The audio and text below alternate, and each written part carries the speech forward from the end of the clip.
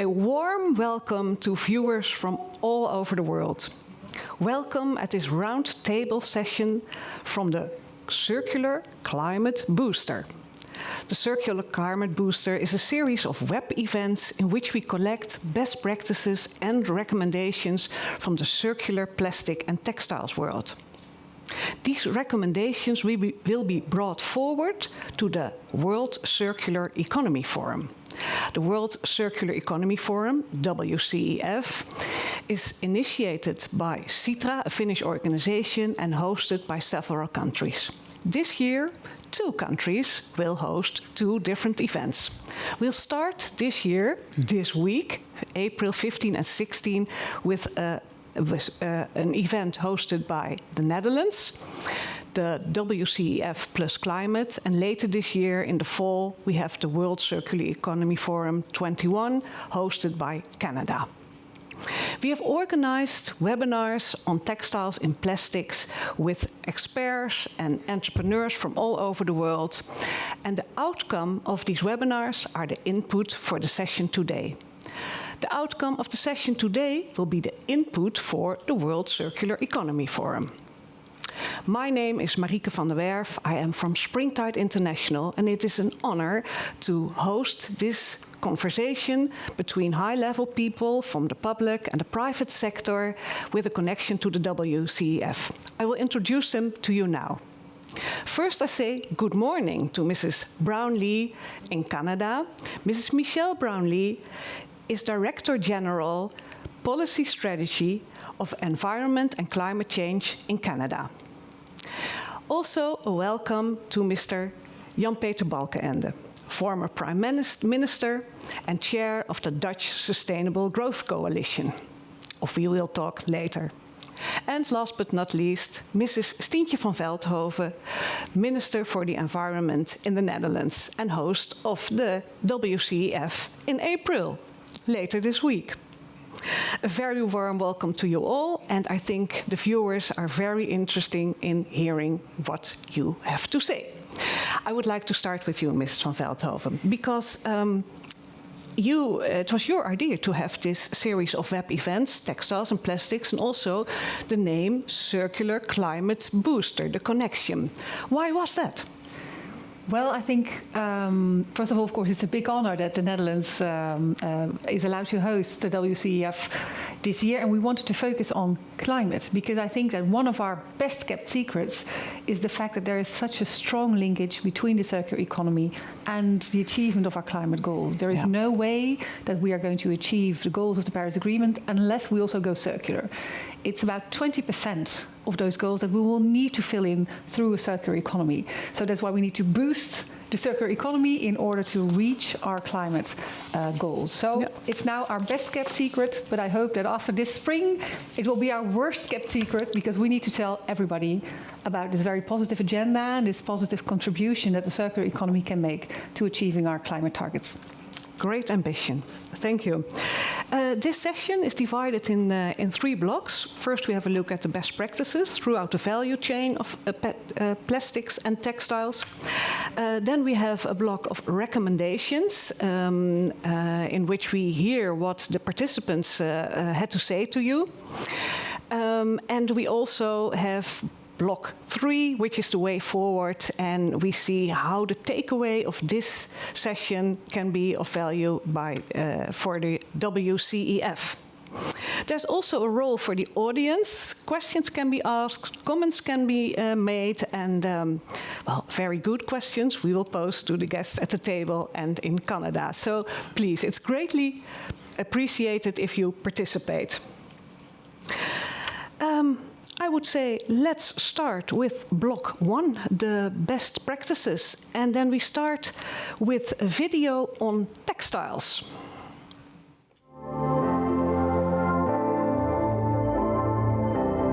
With a predominant take, make, dispose principle, the textile industry is one of the biggest polluting industries in the world. Circular strategies have proven their potential to make the shift to a more climate-friendly value chain. And best practices can be found all around the world.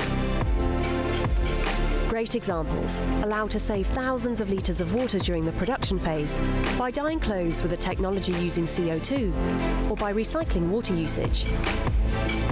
Retailers with initiative allowing to collect pre-owned and damaged clothing and to turn them into good as new pieces. Or businesses with a leasing model are shaping new ways to consume. Concerning recycling, some technologies enable the automation of sorting large volumes of mixed post-consumer textiles. And upcycling transforms post-consumer textile waste into new garments, accessories, or stationery products. All these separate initiatives can, together, make a global impact. But what are the conditions for change? The conditions for opportunities to upscale and for new collaborations to emerge.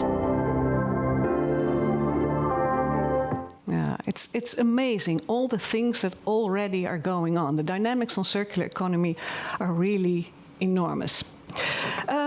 I'd like to start with Mrs. Brownlee in Canada.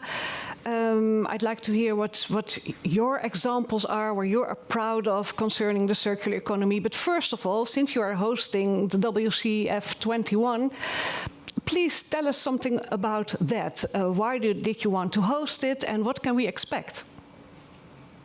Thank you so much, and good morning, good afternoon, good evening, wherever everyone happens to be today. Thank you very much to Minister Van Veldhoven and the Government of the Netherlands for the opportunity to speak at the session today. We're quite pleased in Canada to be hosting the WCEF 2021 this September, and to be working so closely with the Netherlands and the Finnish Innovation Fund, Sitra, towards that agenda this fall. Part of the reason that we're so interested in hosting in Canada in September is because we do think that there are some unique considerations of North America that we can bring forward to the event in the fall. We have a lot to learn from the early movers like the Netherlands and other countries, but Canada is a little bit unique. We have the second largest area in the world. We're about 240 times the size of the Netherlands, for example, with a low population density, a diversity of landscapes with a number of major cities, but also quite a diverse number of rural communities, remote indigenous communities that are part of our cultural and economic identity. We also have a very resource-based economy that's export-oriented. So we have a lot that I think we can learn from the early movers in this space. So we think that some of the unique experiences that we have in North America will be of interest to other countries, and that we can learn from what other countries have done first. And I say that this is a very interesting year for the circular economy. It's been 5 years since the WCEF first started, and we're very keen to look back on what has been the successes from those first 5 years and think about where can we go in the next 5 years.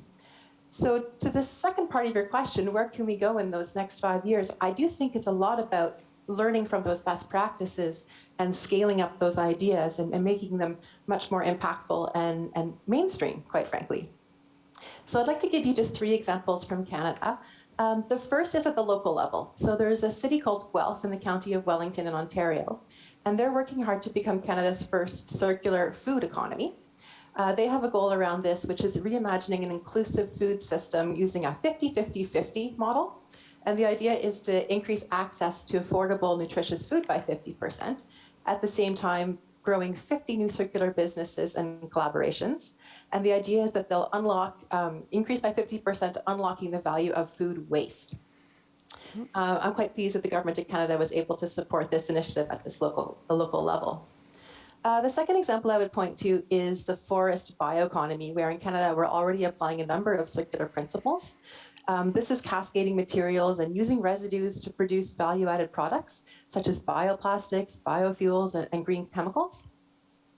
And then the third example I would use is, again, from a resource sector, because that is certainly one of our context points in Canada, is around mining. So Canadian mines are also becoming increasingly sustainable, responsible, and climate smart by being more resource, energy, and water efficient, and just overall trying to reduce their environmental footprint. And we have a new Canadian minerals and metals plan that has circular economy as a pillar. So I'm very pleased that that's an integral part of our plan on mining. So again, I think these are 3 interesting examples, and our real challenge is to think about the ways to bring these to scale and make them mainstream. Thank you. Absolutely. looking forward to hear more about it. But in a session like this, we have to do it with these topics. But thank you for sharing them with us. We go to the introduction video on plastics.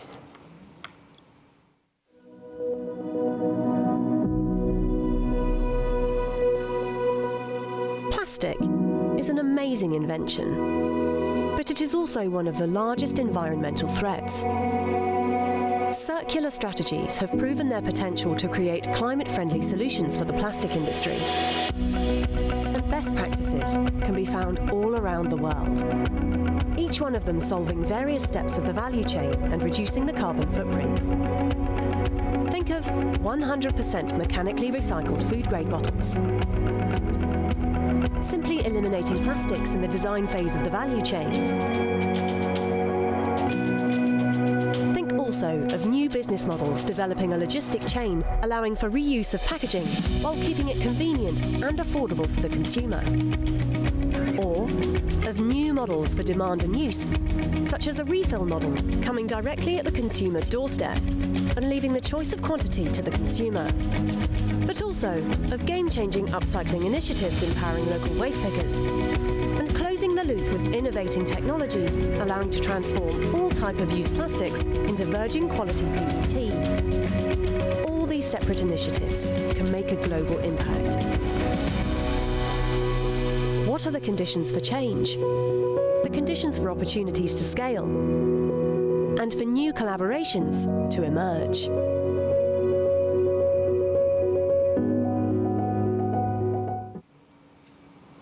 Global impact, that's what we're looking for. Mr. Balkenende, being a chair of the Dutch Sustainable Growth Coalition, please tell us, what does the coalition do and what's the relation with plastics? Yeah, thank you very much for inviting me to be here and with the minister. I think it was great that we started talking about textiles. Last week I spoke with a director of a Dutch company, clothing producing company, state of art, and their strategy is called Responsible Together, and it's about the circular economy and sustainability. That's great, it's just a concrete example. The Dutch Sustainable Growth Coalition is a coalition of 8 multinationals, and our intention is to fully integrate sustainability into business models. So that's the reason why in 2015 we already published a report on the circular economy, and recently we published a report called Transition Time, a Circular Economy for Plastics. And let me give some practical examples. Of course, you know Unilever, and you know the Magnum brand. Well, it's about their packaging. So what they have now is packaging that is reusable, recyclable, and it's made of post-consumer recycled material. I think this is a beautiful example how we can change things, and they will scale it up. Another example, Philips. For example, Senseo coffee, you know that. Well, but they have now equipment that's called Senseo Viva Cafe Eco. And what is it all about? It's about how can you use plastics for making the new products. So it's a very concrete example, and it makes it visible that you can reuse materials. Yeah. And last example, the KLM. You know there are a lot of plastic bottles in the planes. They're collected every time, and these materials, the plastic bottles, are being used for refurbish them into other products for maintaining the aircraft. I think it's really great. So you can see that it is possible to change things, and that gives me a good feeling. Be practical and make the difference. Good. You said a very interesting word, business models. Yeah. Because is this cost money, or is it a business model in the long run? This is exactly the point.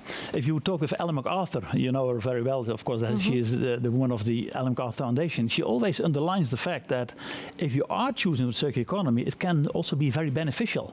There has been a time that people thought in terms of sustainability as cost rising to extra costs. Yeah. But if you are convinced that you have circular business models, it also can be very beneficial. It can lead to profits, but it requires innovation. You have to rethink your business model. That's really the key. We get to that, the innovation it requires. Thank you. Ms. van Veldhoven, to you the same question concerning plastics. What are you proud of? Well, I'm proud of so many things, but indeed I am most proud of all those entrepreneurs that are actually doing it. And there's so many companies out there, so many innovative minds and thoughts that have taken this concept of the paper into practice. And if I can mention two very, let's say, smaller scale companies that have really made a big difference, I'd like to name Ionica, and they are turning any kind of plastic and textiles into virgin materials. They are returning it to virgin materials. Fantastic innovation, small company, but that is really growing.